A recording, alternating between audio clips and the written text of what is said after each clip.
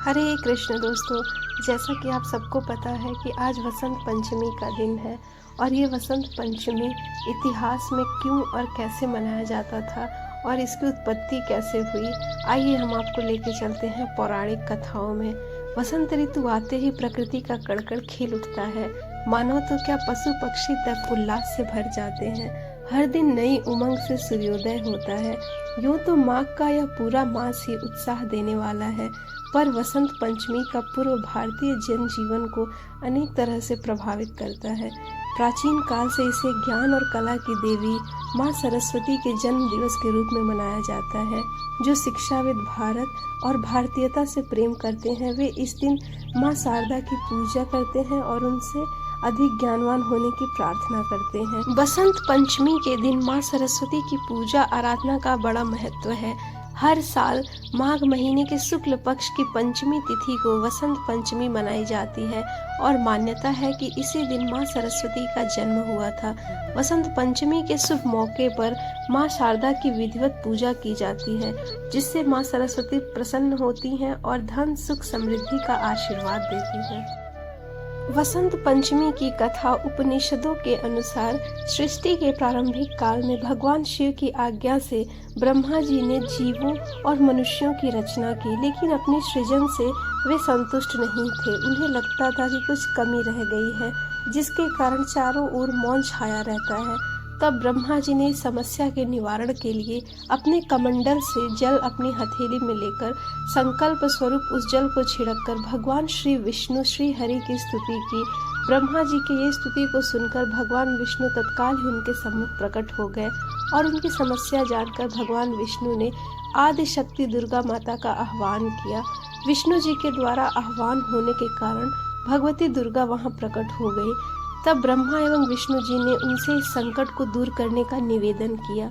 ब्रह्मा जी तथा विष्णु जी बातों को सुनने के बाद उसी क्षण आदि शक्ति माँ दुर्गा के शरीर से श्वेत रंग का एक भारी तेज उत्पन्न हुआ, जो एक दिव्य नारी के रूप में बदल गया।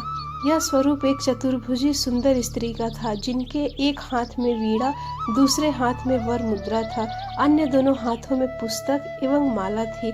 आदि शक्ति श्री दुर्गा के शरीर से उत्पन्न तेज से प्रकट होते ही उन देवी ने वीणा का मधुर नाद किया, जिससे संसार के समस्त जीव जंतुओं को वाणी प्राप्त हो गई। जलधारा में कोलाहल व्याप्त हो गया, पवन चलने से सरसराहट होने लगी।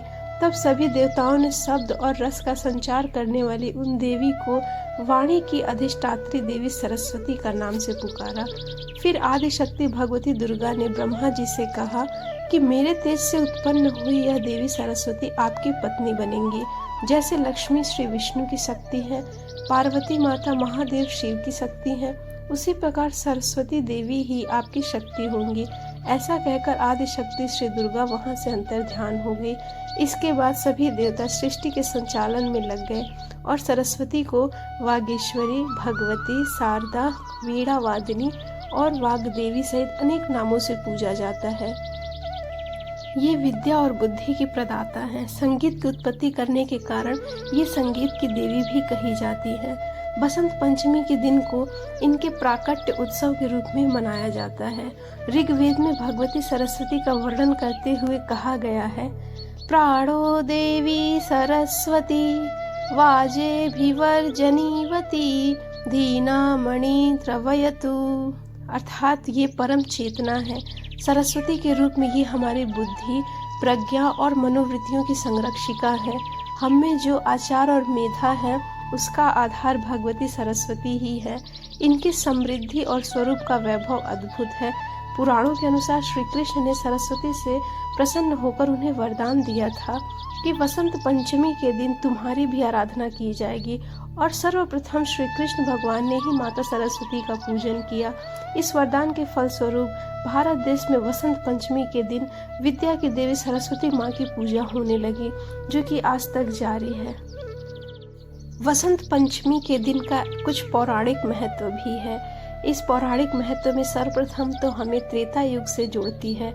रावण द्वारा सीता के हरण के बाद श्री राम उनकी खोज में जब दक्षिण की ओर बढ़े थे, यहीं सबरी नामक भीलनी रहती थी, जिससे श्री राम की भेंट हुई थी और सबरी के मीठे बेर राम जी ने खाए थे। प्रेम में पगे जूठे बेरों वाली इस घटना को राम कथा के सभी गायकों ने अपने ढंग से प्रस्तुत किया है।